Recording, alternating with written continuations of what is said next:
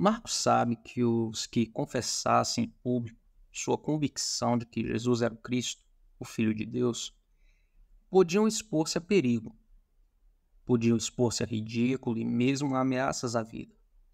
É possível que os termos Cristo e Filho de Deus teriam sido anacrônicos durante a época de Jesus.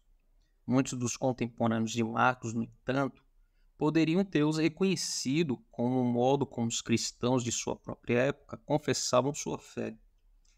Nessa cena dramática, no caso do julgamento de Jesus, o evangelista, mais uma vez, durante a audiência, e diante da pergunta que impregna toda a narrativa, quem reconhece como divino Espírito em Jesus e quem não o faz? Quem está do lado de Deus e quem está do lado de Satanás? Contrastando a corajosa confissão de Jesus com a negação de Pedro, Marcos traça um quadro dramático da opção que os seguidores de Cristo enfrentavam: tomar partido em uma guerra que não admitia terreno neutro.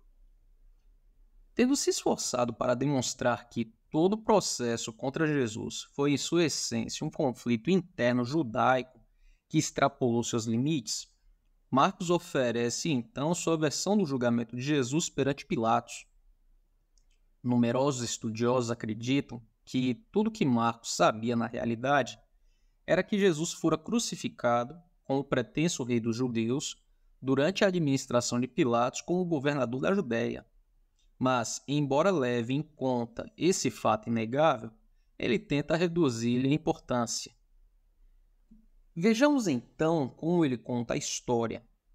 Pilatos, informado de que o prisioneiro era acusado de insurreição, tentou interrogá-lo. Quando ele diz nada respondes, vê quantas acusações te fazem, e isso está registrado em Marcos no capítulo 15 e no versículo 4, diz Marcos que quando Jesus se recusou a responder, Pilatos, em vez de demonstrar irritação ou mesmo impaciência, muito se admirou. E vai adiante, alegando conhecer a opinião particular do governador sobre o caso, fala que Pilatos bem sabia que, por inveja, os principais sacerdotes lhe haviam entregue, mas ao contrário de tomar uma decisão e dar ordens, Pilatos nada faz. Depois, ouvindo os berros da multidão do lado de fora, saiu para dirigir-se a ela perguntando o que queria. Quereis que eu vos solte o rei dos judeus?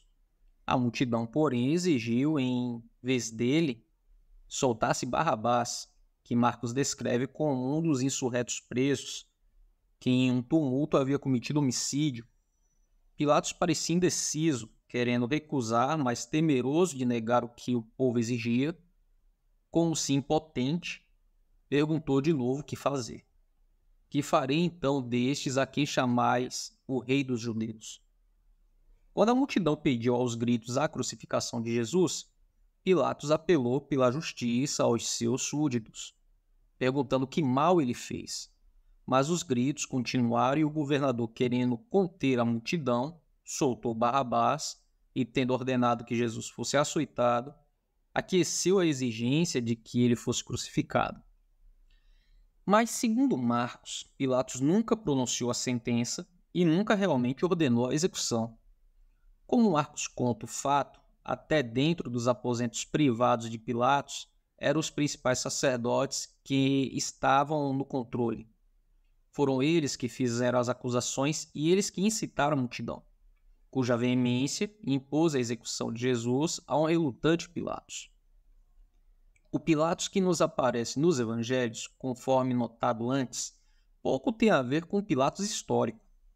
Isso é, com o homem que conhecemos através de outras fontes históricas e políticas do século I, tanto judaicas quanto romanas, que o representam como um governador brutal, conforme observa o próprio Raymond Brown em seu meticuloso estudo das narrativas da paixão, com exceção da tradição cristã. Os retratos de Pilatos variam de brutalmente hostil a negativo. Filon, que era uma pessoa culta e influente da comunidade judaica em Alexandria, capital do Egito, foi contemporâneo do governador.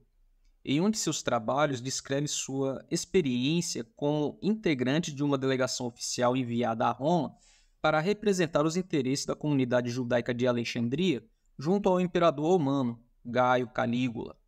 No curso da narrativa, Filon, referindo-se à situação da comunidade judaica, descreve o governador Pilatos como um homem de disposição inflexível, obstinado e cruel, e menciona aspectos típicos de sua administração como cobiça, violência, roubo, assalto, comportamento abusivo, execuções frequentes sem julgamento e uma ferocidade selvagem invariável.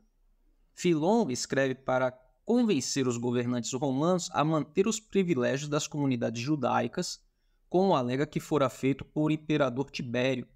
Nessa carta, ele considera Pilatos como o símbolo de tudo que podia dar errado na administração romana das províncias judaicas.